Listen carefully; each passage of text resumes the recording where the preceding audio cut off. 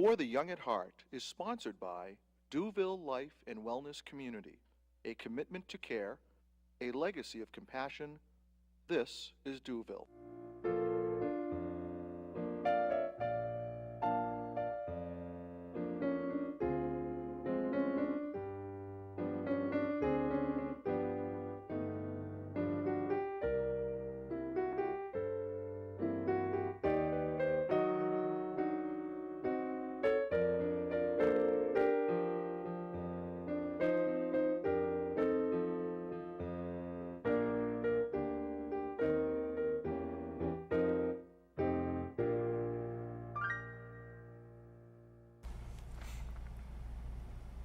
Hello, welcome to For the Young at Heart. My name is Lucille Jerome, and on today's program we're going to be doing a follow-up to a program we did a little while ago with Lisa Sobhian. She's the director of the Dementia Care Services at Duville Life and Wellness Community. We did a program on communication strategies, and it's such an in-depth, complex topic that we wanted to do a little bit more with this. Thank you for coming, Lisa. You're welcome, Thank Lucille. you. Glad to be back. Okay, a little bit of a review, maybe? Yeah, Just a little. So last time we talked about communication and how intricate it is. We kind of, what I thought we would do is just review a little bit, so perhaps some of our viewers missed last time too, so that would be good. But communication, when we are interacting on a daily basis, is very intricate, and so much of our communication really is nonverbal. Right. And our body language and all of that, and tone of voice and gestures. So when you're communicating with someone who has dementia, we really need to be so aware of all of that, because they're taking in so much input from us, and they're not able to process it the same as we can. So some of the things we talked about last time were really approaching calmly and from the front, and with a smile. I think we mentioned if you're not a smiley person, go practice in the mirror. Right, People respond better when you smile. Certainly when we are not smiling, our face can sometimes look like what? It can look like we're unhappy. Unhappy or sad, angry. Angry. It could be. Yeah, and so if you're asking somebody to do something, and they're maybe thinking that you're angry, they're probably not going to do it. That's true. That's So true. smile's important. Sometimes the best way to communicate is with a gentle touch. Right. Of course, being very aware of people who are not comfortable with Exactly, because some people don't deal well with touch. They will back away. That would be frightening for some people. Absolutely. So again, it's knowing the person you're talking to. That's an excellent point, Lucille. I think that's really, really important, knowing the person and knowing something about them from before they had the dementia. So knowing, gee, is that somebody who that was not comfortable for them? Or were they always a real huggy person? Granted, that could change with dementia. Yes. But starting from that place of knowing the person is so important. We want eye contact.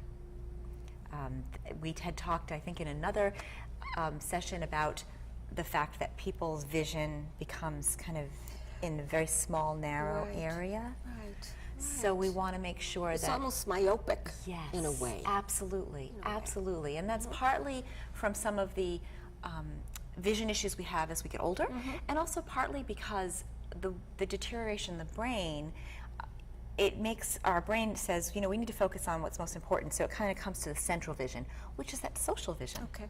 So really maintaining that eye contact, using their name in a friendly way.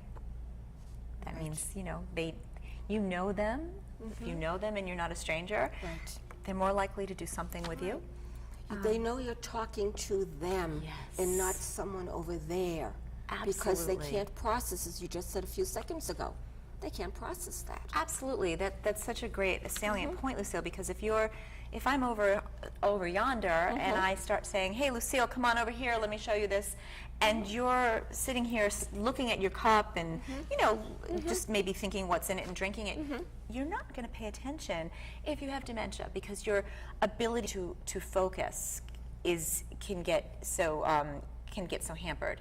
Whereas if I were in the other room and I said, hey, Lucille, come on over here, you may or may not hear me, depending on how attentive you are to something else.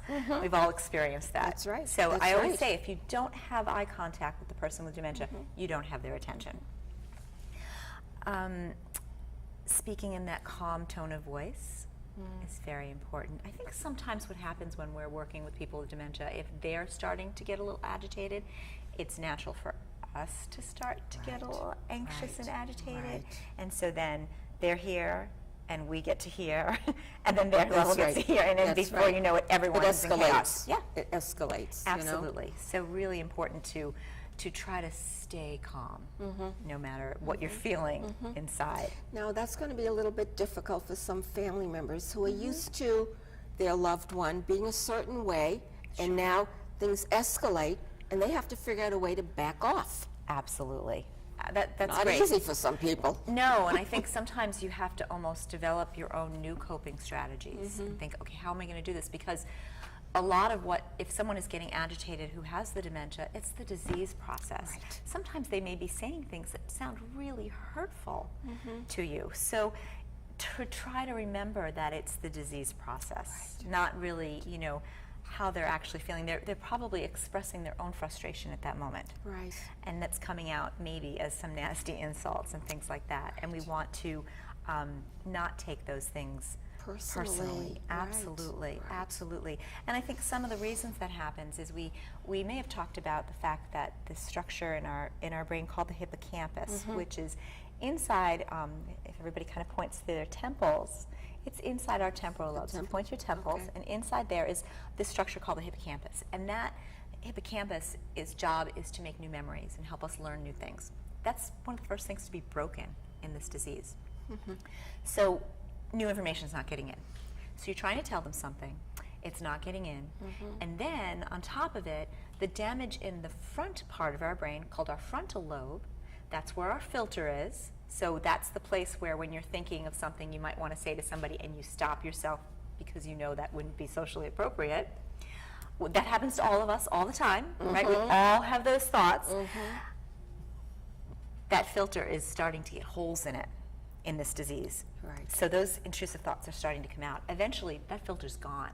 So if you think about the problems you're having with your filter, along with the problems that you're having with your ability to take in new information and retain it, it's a recipe for so many things being said that you might not normally say. Right, right. So Frustrating for the person and frustrating for the loved one trying to communicate. Because the loved one's trying to communicate and just try to help. Right. So maybe taking a deep breath, and you know, maybe someday we can do a talk on here on how to cope with some of these frustrations. We can make a note for that. Sure. It might be helpful. It might be.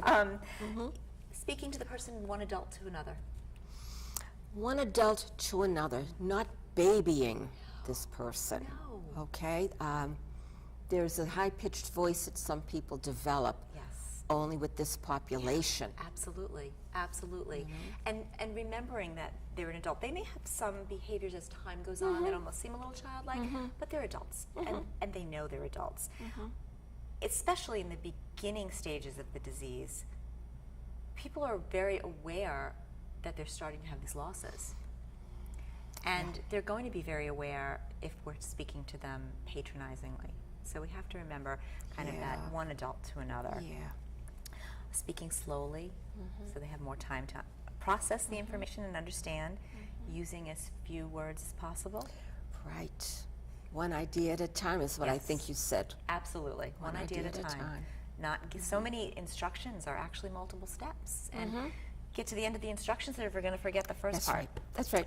That's right. Allowing them time to respond. You know, just giving them that space so they can feel comfortable and not rushed. So those were some of the things that we actually got to last time. Right, right. And very important, every single one of them. And we've actually expanded a little bit on each one today. We did. We actually did. And as we move forward, there's so much to talk about. There really is. I mean, we can go into cues, using cues and gestures. We didn't get to that last time. Yes. So cues and gestures is so important because it helps people compensate for not understanding the words. And they will probably respond possibly better using those cues and gestures because it's something more tangible. So for example, if I were to say, you know, if I were to go like this, what would that look like to you? Do I want a drink? Yeah, you know, and I would say it also. I'd say, Lucille, are you thirsty? Would you like a drink? Or better yet, let's have a drink. Okay. Sometimes if people don't understand what you're asking them, they're just going to say no. And we may view it that they're kind of not responding to us. Okay. So instead, couch it in kind of a, this is what we're going to do now. Or, you know, do you have a Headache. Yeah, does you have a headache? Yeah. Are you Oh, does your stomach hurt? or You're hurting? it could your Stomach stomach be hurting? ache? Or are you Hungry? Yeah. Could be Do you're you want to hungry. eat? Do you want to eat? Absolutely. So some of them, you know, very different. You know, or it make Hi. Hi. exactly. So or showing somebody, you know, this is the face cloth here. You know, showing that to them. Right. Or Instead of let's go wash your face or something. Right. The face cloth Right. first. And you hand that, Right. and then let's move, and then whatever. Exactly. Like you said earlier, one idea at a time. exactly.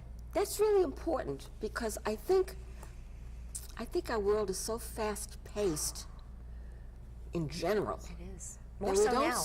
More so now that we don't stop to think about all the steps that we take for granted that goes into accomplishing a task. And that's what you're trying to tell us.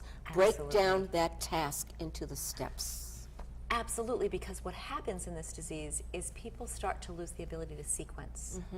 So when, you know, we go to brush our teeth, you just brush your teeth, right? Do you spend a lot of time thinking about what you have to do first? I mean, you might be looking for the toothpaste, Right, especially right, somebody else in the house put it somewhere else. That's but right. once you get it, But once you get it, you know what you're going to be doing. absolutely, and you know, those simple tasks of taking off the cap and putting the toothpaste on and all of that. Right. Do you know how many steps it takes in our brain to accomplish that? Actually, no. Someone has counted the steps? Yes. Okay. It takes 32 steps 32 steps. for your brain to actually accomplish those few tangible things. So there's a lot that has to Yes. go on with the connections. A lot of kind of coordination between the different parts of the brain. Now, some people may be able to do it if you just cue them and say it's time to brush your teeth, and they can do it. As the disease progresses, you may have to break that down more. Okay. You may have to set it up for them. Have the toothpaste on the toothbrush with the water and all that right there for them. It cues them visually. And I think what's important is we want people to be as independent as possible. Right, right. So at each stage, we might then be taking more initiative in how we set things up for them. Absolutely. Okay. And we might think, gee, that it would be so much easier just to do it myself. Right. But in reality, it's the more we keep people independent, the more they're going to hold on to the skills, kind of use it or lose it. Right, And so right. we want people to have those independent skills so their emotions will be happier as time goes on. Right, right. So those cues and gestures, sometimes we might use some soft music to enhance mood. That's something we can do. Talking to them in a quiet place when you need to give them important information. Yes. Okay. So Because- there's not so much extraneous Yes. noise going on. Absolutely, because they lose the ability to kind of filter out extraneous noise, and their attention, they can only attend to one thing at a time. So if there's lots of noise, they're probably going to be trying to, you know, figure out where that is. In general, some of these things that we're talking about apply to a lot of people in Yes, general. absolutely. Slow down. Yeah. Pay attention. Take your time. Absolutely, know? absolutely. In our, as you mentioned, our fast-paced world where we're Yeah. constantly on our devices and there's so much stimulation coming at us at one time that taking a step back and just breathing. And I know, you know, I'm as guilty as the next person for being like in 50 million places in my head at the same time. So Sure. it is a good reminder to all of us to kind of calm down a little bit in what we're doing. I liked you saying about soft music, music of their generation, perhaps, that might bring back nice memories and help them to move along a little bit. Absolutely. So music, so our strongest memories are between the ages of 12 and 22, typically.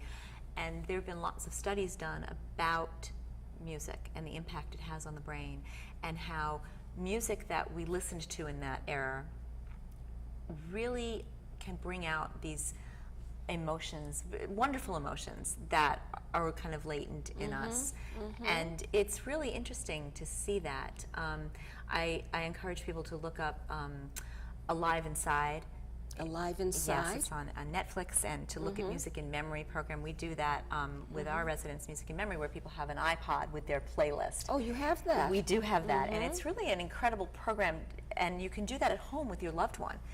The iPods are very inexpensive, and you can get it, and you can download things on iTunes, and the music that they loved, and that will kind of sometimes help their mood. It will help awaken them up. And that'll help with any kind of communication after you've done that. Sure. So that's really a nice thing. I have a question. Yes. What about the use of art in any way at all? Art is that wonderful. helpful too? Absolutely. Absolutely. Art can kind of help people express themselves in ways they couldn't before. Now, you might say, well, my loved one would never do anything with art.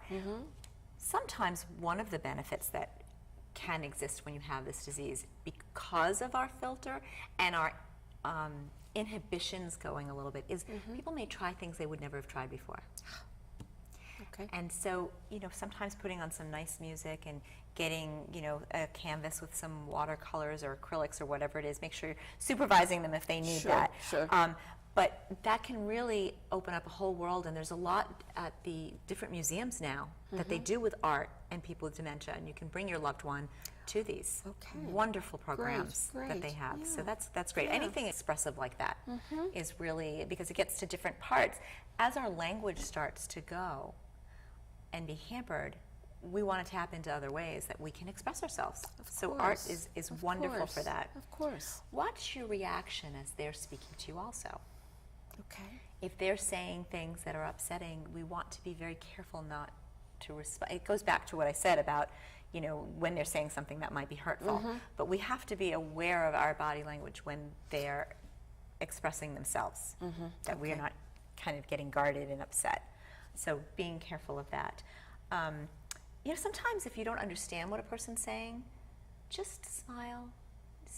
Stick out your hand to take their hand, acknowledge it. Sometimes you can just respond to their emotion. If someone is sad, you can acknowledge that. Right. You don't necessarily have to know exactly what they're saying. Okay. If you know them well, you might. And certainly a loved one probably knows somebody very well. And knowing what might make somebody upset to help avoid that. And entering their world.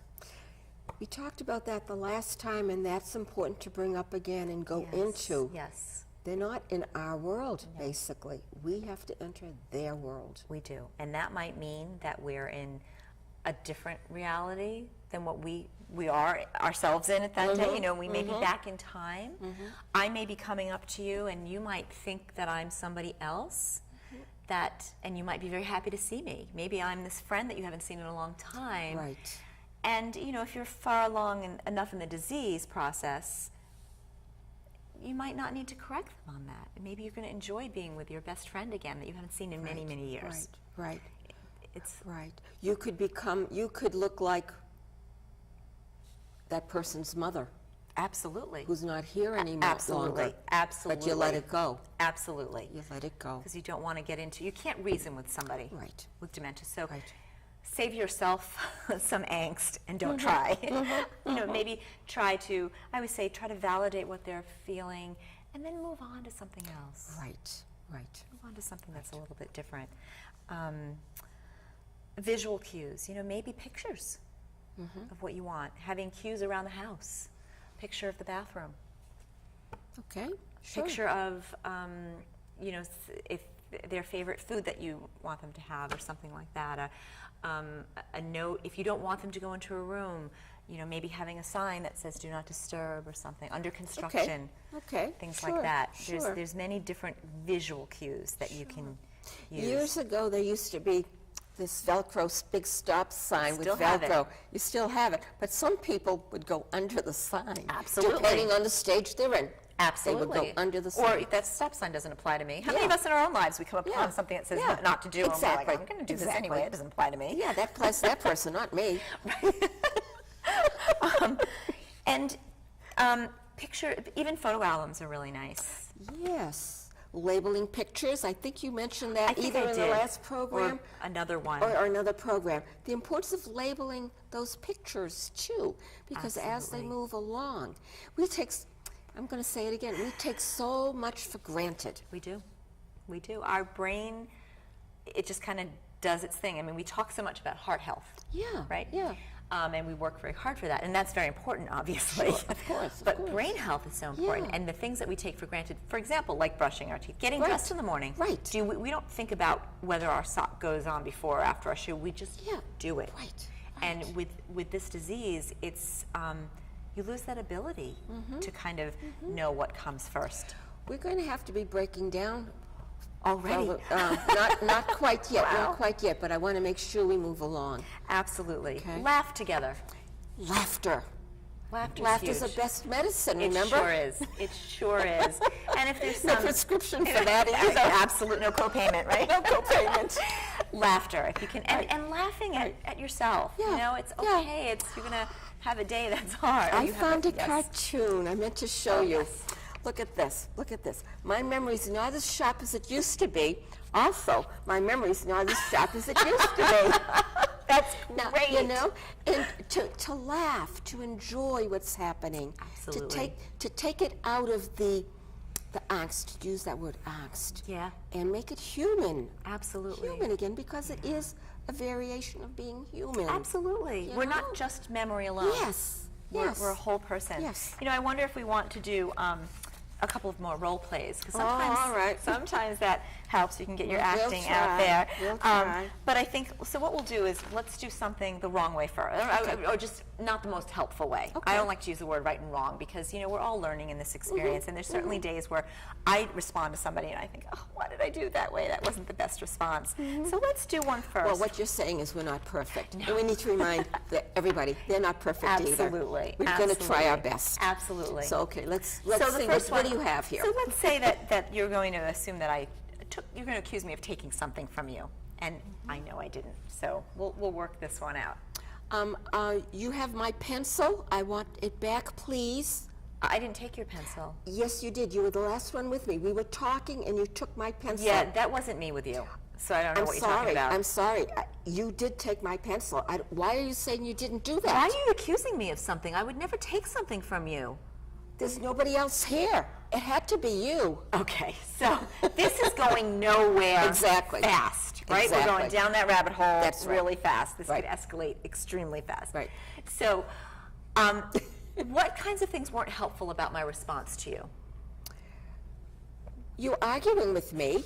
You were denying my reality. Absolutely. Which was very real to me. Absolutely. Okay. Absolutely. And And I have to enter your reality. Right. I can't expect Right. you to enter Right. mine. So let's try this again. And you know, there are probably a zillion ways I could actually respond in a real Okay, situation. sure. I'm just going to respond, hopefully, a better way now. So go ahead.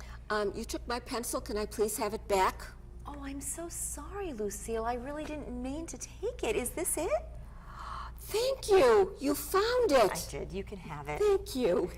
So Very easy, isn't that was it? very easy. Now, if there was no pen around, I wasn't going to pretend there was no Right, pen around. right, But let's right. say there was no pen around. Right. You know, I can say, apologizing and asking for forgiveness goes a long way for all of us. Sure, And everyday sure, lives. sure. So, you know, I might say, gee, I'm so sorry, I didn't mean to. Let me help you find it. Exactly. Let's go, let me get it for Exactly. you. And, you know, if I had said to you, is this it? And you said, no, that's not it. That's right. I could have. Oh, you could have. I So then, you know, maybe let's go take It's a the walk. wrong and- color. The wrong color. So let's go find where I might have put it. And I'm really, again, I'm so sorry I took that. Yeah. So, So there's multiple different ways, depending on that situation, that particular context. and depending on the person And you're the person. interacting with, Right. that is the key. Right. Who is the person you're Right. working with?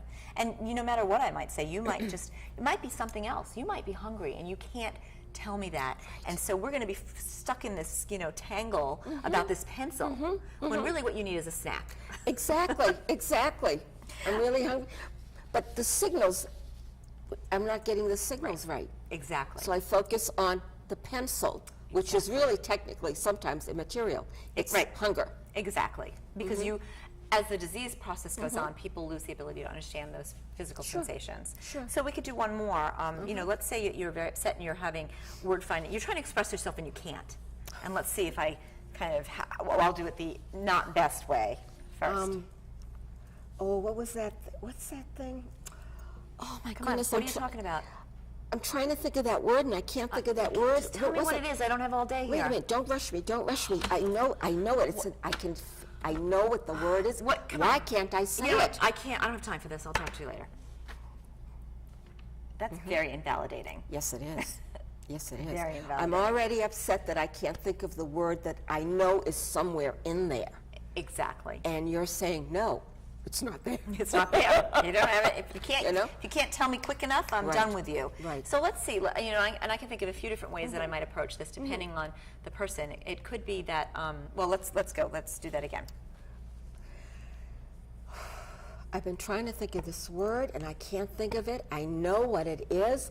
It's just not, I can't say it. I don't know why I can't say It's it. okay. It's okay. But you seem very frustrated. I should be able to remember that word. I know. I should be able to. I know. I think, why don't I make us a cup of tea, and maybe we can sit and talk, and maybe it'll come to us at that Maybe point. that would be great if I could remember it. I just want to tell you this story, but I need that word. It's very frustrating for you. I can see that. Yeah, So, yeah.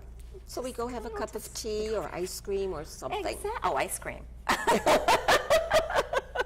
I'll do that. Okay, all right, okay. So we've been covering a lot of territory, and it's still the main point. The main point, we're entering their world. Yes.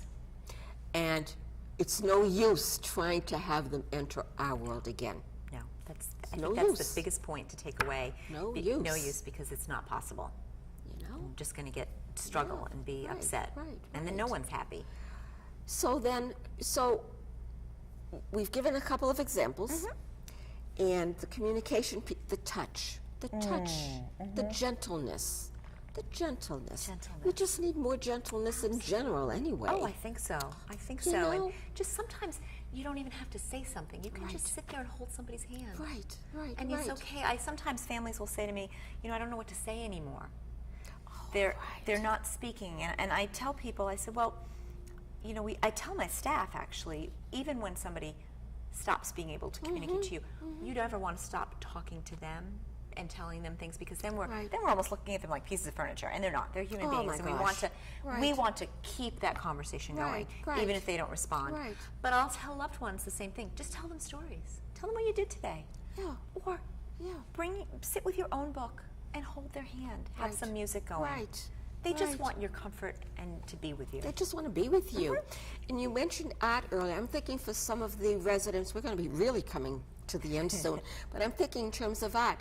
Some people who might have been very religious when they were younger might have a statue or an icon or something. And that might be comforting to them too, maybe, Absolutely. you know? Absolutely. I mean, knowing the person and dealing with the person, and maybe tapping into their resource, I was just whatever's gonna say that, left. tapping into that. Tapping into it. them. Well, Lisa, thank you again for coming. You're so welcome. And we're talking about communication strategies, and maybe some of these strategies are useful for people in general. I'm starting to think, okay? And I want to thank everybody for watching, and hopefully this has been helpful. There is a telephone number for the Alzheimer's Association also. It's at 800-272-3900 if you want more information. And there's so much more on their websites now, Absolutely. too. Wonderful You things. know? Yep. But I'm glad we talked. Yes. Thank you.